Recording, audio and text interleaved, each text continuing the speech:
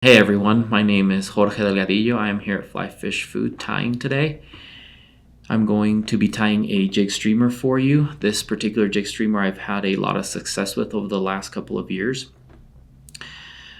This streamer recently on a fall outing I just had caught me a lot of fish in all the various variations, the white, the brown, and the black, all in the same run.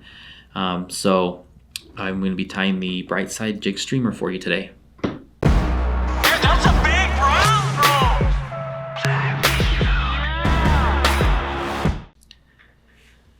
bro. Alright, we'll get started. We're going to be tying this on a size 12 jib hook. We are using FM Fulling Mill 5045. We're going to be using the tungsten drop beads from Fulling Mill in 4mm. I like this little jig streamer to be fairly heavy. I'll be using some Semper Fly 8/0 thread. 8/0 or 6/0 or 140 denier is good for this. 70 is a little too small. Dress our hook. Now a little bit about this fly. This was inspired by a balanced leech that was introduced to me by my brother that was tied in size 6 to 8 and had a marabou tail and a semi-sealed body, and kind of inspired me to want to tie a jig version of it in a smaller size, more like a 10 or 12, and tied it in with the marabou tail and semi-seal, but in that size, that material was a little too big. And so then Fulling Mill came out with their new line of materials, and part of those were the rabbit zonker micro strips. And I had wanted to put a zonker strip to this, but unfortunately they're a little too big for this particular size of hook and overpowered that size of fly. And this micro rabbit zonker size is perfect for this and gives the profile I was looking for. So after cleaning some of the fur off the end, we'll tie this on. Get our thread forward. Bunch of wraps here to get our bead oriented in the right direction.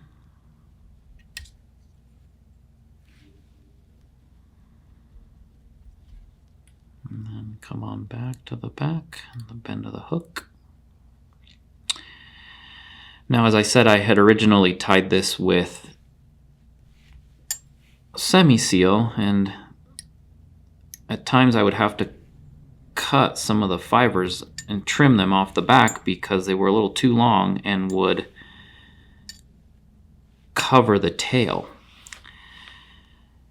So I started using the Fulling Mill Voodoo Dub in white pearl, and the fibers for that are much smaller and shorter and gave me the profile I was looking for. Now, I like my tails to be about the length of the fly itself with the bead included, and so I use my scissors to get that measurement, transfer it back, and that gives me kind of that general idea of where to make my cut and trim. So I'll use the edge of my scissors to pull the fur back, clear the area out, and then make my cut and trim. Now we will make a dubbing loop.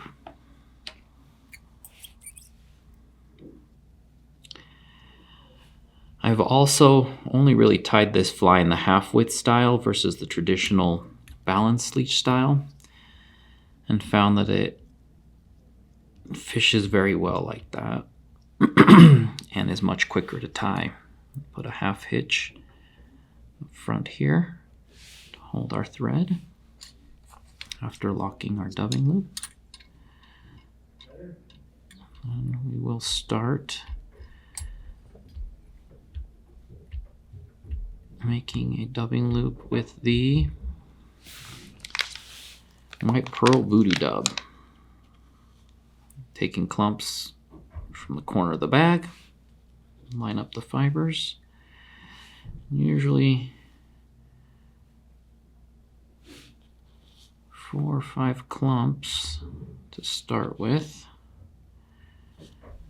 And this fly is also not as sparse as a traditional balanced leech. Oh, I prefer a little fuller body. And what I found has kind of set this fly apart from anything else is this little hotspot that's incorporated into the same dubbing loop.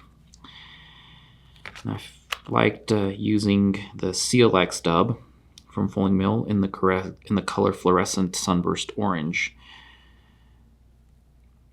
And all we need is a very small pinch of it. Essentially, it'll be one turn of this material right at the head. I also like to follow that up and finish the loop up with another full clump of the white pearl that when tied forward will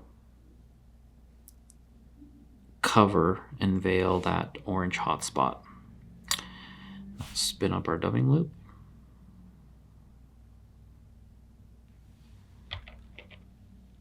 And then we will, using our Velcro tool of choice, pick out the trapped fibers.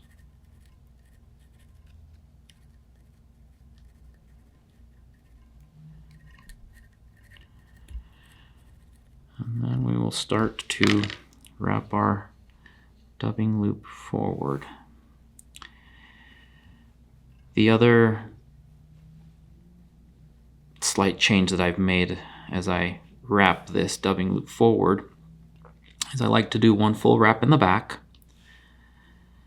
preen the fibers back, and then as I move forward for the first half of the hook, I don't do touching turns, it's more sparse, and then as I get towards the center point of the hook, of the shank, I start to make touching wraps to make that front half a little fuller.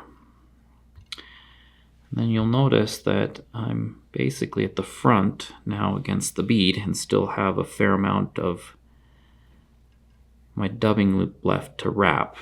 The other unique portion of this fly is that we will wrap the remainder of our loop up front and create more of a bulb of material up front. Now this is the other reason I like using the offset or drop beads, is that they're large enough that your material doesn't slip off or forward, and you're able to stack that material and those wraps all at the head. Once you've got that last wrap on, of course I messed up. There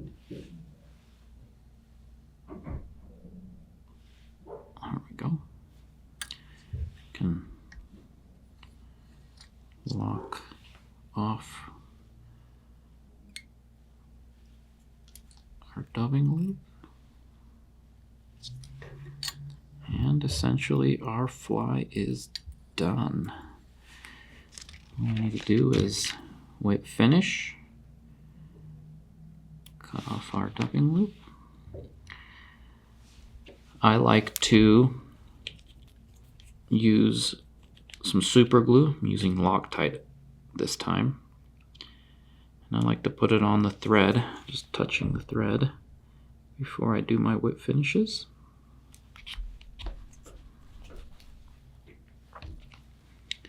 And then I'll do 3 to 4 whip finishes right at the front there.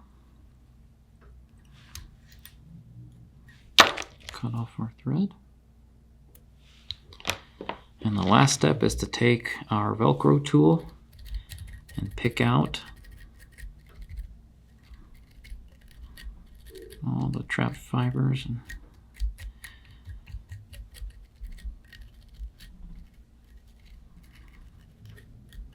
And the last step is removing any loose fibers, pulling that back. As you can see, by stacking a few of those dubbing loop wraps up front, we get more of a round profile versus a flat profile with that little hotspot in there that has both orange and fluorescent yellow fibers in it in that sunburst orange color that you can see there. This has been a very productive fly for me, particularly in the mornings, and can also be tied with smaller beads like a 2-4 offset bead, and can be also fished in still water. Anyway, this is the Brightside Jig Streamer. Thanks.